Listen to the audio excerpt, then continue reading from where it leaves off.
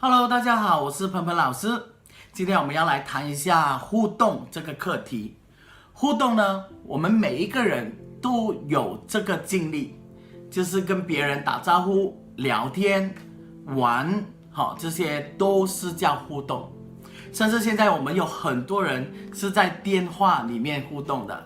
比如微信啊，比如 WhatsApp 啊，比如 Facebook 啊，等等的这些软件，其实也在互动。那互动呢，其实我们只是以为我听到了，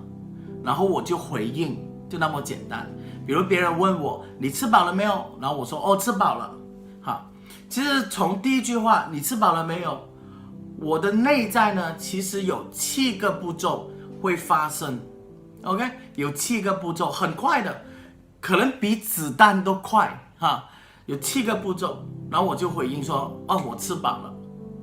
所以今天呢，我们要来放大到底我们听到了一句话，你吃饱了没有？然后我们内在那7个部分是什么？然后让我们来了解一下，原来人在互动的过程，我们内在其实有很多事情在发生，可能我们的冰山也在摇动，也在改变。所以这7个，当我们放大了，有什么好处呢？的好处就是我们可以改变我们的互动，我们的互动呢，我们的沟通呢，会变得更健康，会变得更好，不会产生那么多的误会。所以现在我们来看一下，比如我今天回家，互动一定要2个人的。比如我现在回家，然后呢，我家里那个人，我就打开门，他就说，为什么今天你那么迟才回家？OK， 那我的内在有7个部分嘛。第一个部分就是我看到什么，我看到什么，我听到什么。OK， 我们通常会看到什么呢？我们会看到脸上的表情，然后我们会看到身体的这个姿态，他的手是这样子放的，还是这样子的，我们会看到他的这个身体的形态，然后我们会看到呢，就是他的肌肉的弹性。你看，就是不同的弹性，就是它很僵硬，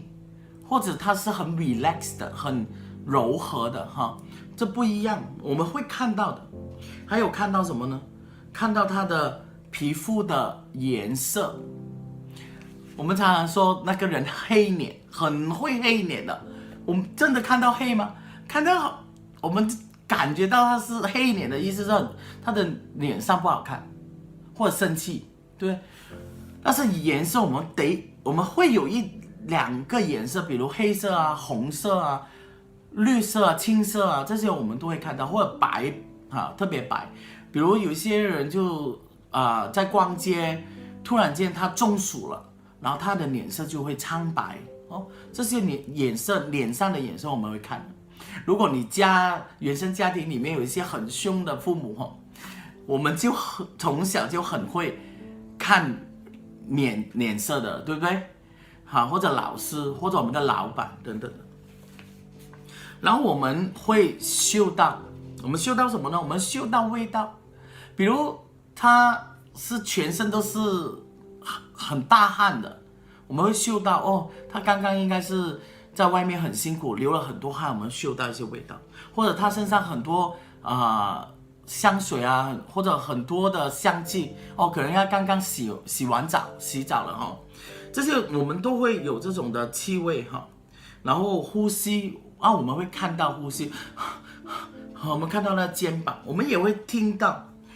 什么呢？听到他的呼吸声音。我们也可以听到他的语气和语调，他是非常高音的，非常大声的，非常小声的，他是粗的、幼的、尖的，这些我们都能够听。这些呢，就是在互动的第一步，我们会看到、听到、嗅到这些就是我们互动的第一个部分。第二个部分的互动呢，我们会发生呢，当我们看到了和听到了之后呢，我们会给予意义给他，加予意义给他。比如我看到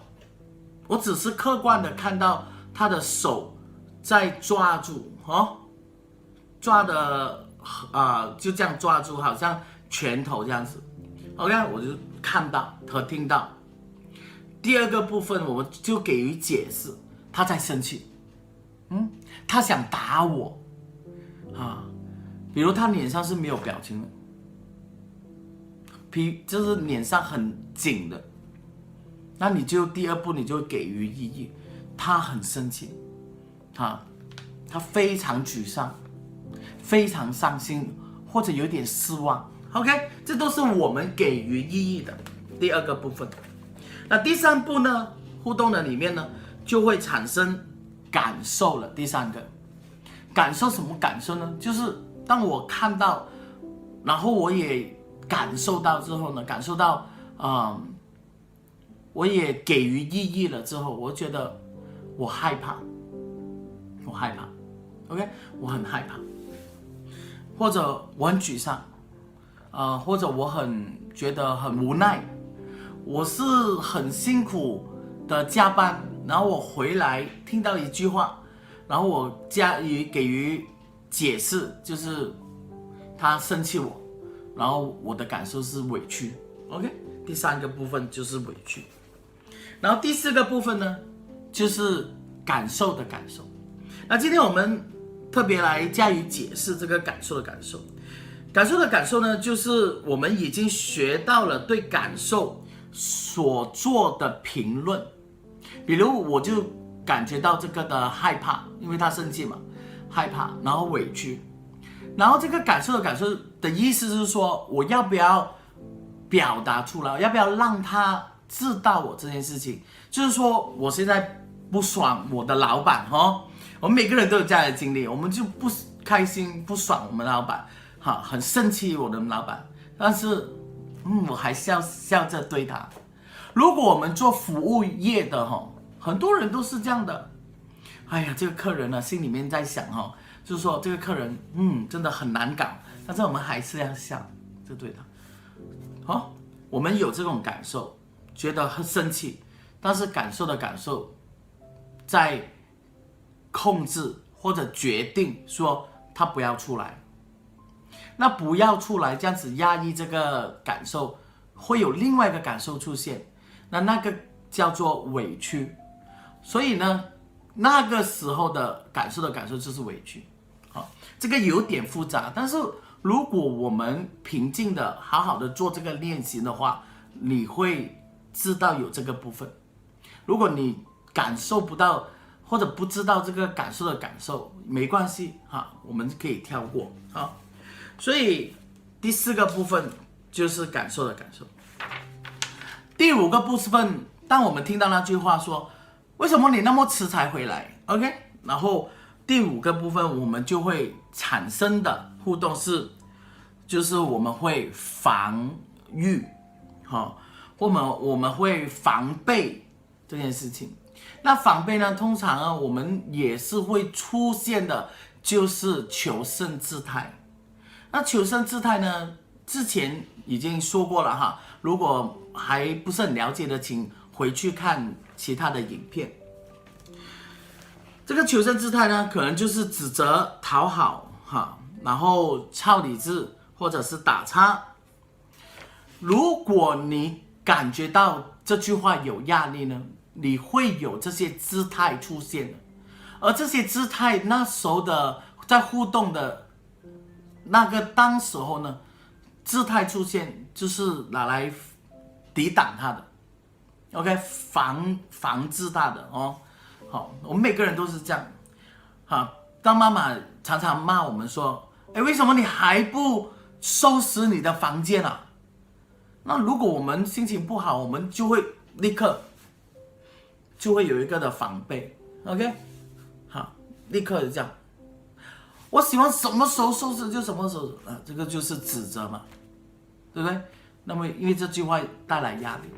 如果这句话没有带来压力的，你就是平静的一致性 OK， 就是一致性。然后第六个步骤呢会发生呢，就是会有一些的观点出来，就是规条。比如我们有一些的观点，觉得他讲这句话，什么这句话呢？就是说你为什么那么迟才回来？然后我的观点是说，我现在长大了，我想几点回来就几点回来。如果你的思想里面有这句话，这个观点，这个规条哈，你就会怎样？你就会生气他，你就会反抗他，你可能在第5个步骤，在防御的时候，你就会出你的指责 ，OK？ 然后第7个步骤呢，就是回应，很简单，就透过第1个步骤到第6个步骤，然后第7个你就回应。好，比如我们刚才讲回这个他说你为什么那么迟才回家？然后我就看到、听到然后我内在发生看到、听到然后我就给予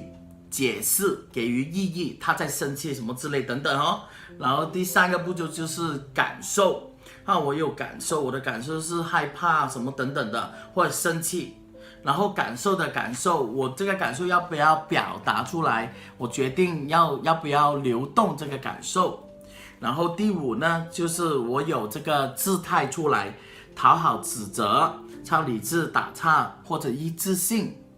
不知道。然后就是有这个的表达会出来然后第6呢，就是他的这个的观点的家庭观点或你的信念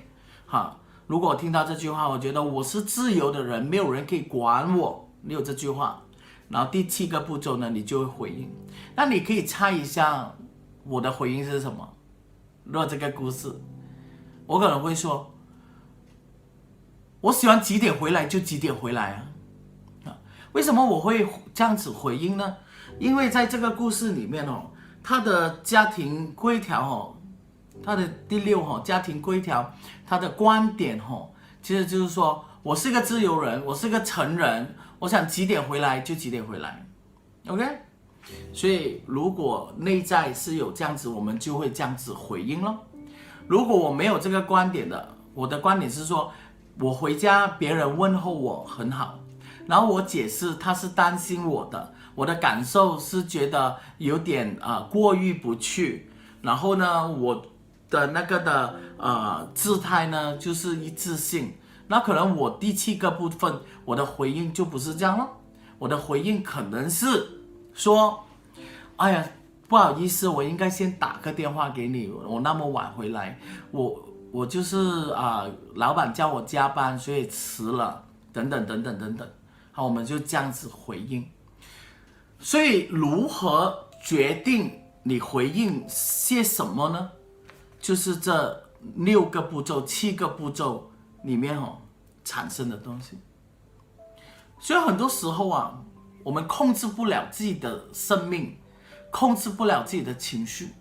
我们听到我们很熟的朋友或很熟的家人、亲人讲一句话，我们的火气、情绪就立刻出来了，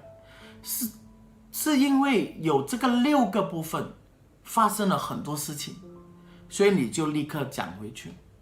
我们看到很多人吵架都是因为听到一句话，或者看到一个脸色，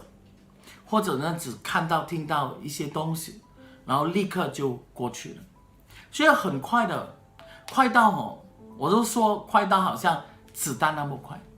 比如人家说一句说，为什么你还没有去工作啊？为什么你每天在家坐着啊？这样子一句话，那里面呢我们自己就有我们整个的冰山，整个一套的这个互动的元素就会产生了。如果我们学到这个放慢我们放慢，我们把这7个步骤放大，我们听到一句话说，为什么你还不去上班，每天躺在家这里什么都不做我们听到这句话，然后我们看到什么，听到什么，然后我们给予意义是什么，我们来调整一下，然后我们的感受是什么，然后我们的姿态是什么，然后我们的观点是什么，这些我们都可以做一些调整哦。然后当我们调整了这6个步骤了之后，第7个步骤哦，我们回应的时候就没有那么难听。我们回应的时候也可以是一些的问题问对方，就不一样了。所以很多时候啊，就是不管在爱情、家庭或者父母，就是在婚姻里面不和，就是那么简单的一句话就毁了这个幸福。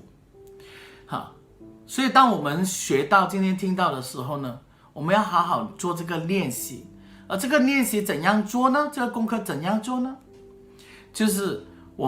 你不要真正的去找一个人，就是说平时日常生活，比如人家跟你讲一句话，然后你说你等一下，然后你拿一张纸来写，半个小时之后才回应他，他会觉得你很奇怪。我们一天我们跟很多人互动，对不对？然后回到家，然后晚上的时候，然后我们拿一张纸出来，然后想一想今天哪一句话觉得是最不开心的，哪一句话你觉得最难听的，或者哪一句话你觉得就听到不爽，或者哪一句话你觉得很开心，不管是什么 ，OK， 然后你写一句话，一句话就够了。比如老板说没有人去做这个项目，你去做吧，你就写没有人去做，我去做吧 ，OK， 然后你就开始练习了哦，就可以想一下当时我看到什么，看到老板的脸色是怎样啊，动作是怎样啊，身体啊，等等的，然后听到什么，听到的就是客观的这句话，然后我给他的意思是什么第二个部分第3个部分我的感受，第4个部分感受的感受第5个部分就是我的姿态，我有没有压力，我的防御是什么，然后第6个东西就是等等等等，然后到第7就写一句话。因为这件事情已经过去了，在中午的时候你已经回应了，对不对？但是如果我做了这个功课，我现在如果再给你一次机会，你要回应，你要怎样回应，你就写下来。你得要慢慢的做这个功课，这不会是你的一生的功课 ，OK？ 这个你大概做2个月、1个月做多少，对你的互动和沟通都带来很大的改变。我看到有很多人是人际关系不好的，或者跟朋友讲话你心里面是很好的，但是你常常讲话别人误会你，你常常讲话人家就很生气，这些我们就可以从这个功课来到去改变学习，好不好？如果这个影片能够帮到你的话，请你分享给你的朋友，然后按赞，然后订阅，好不好？让我们更多的人懂得如何互动，世界会变得更美好。我们下个影片再见，拜拜。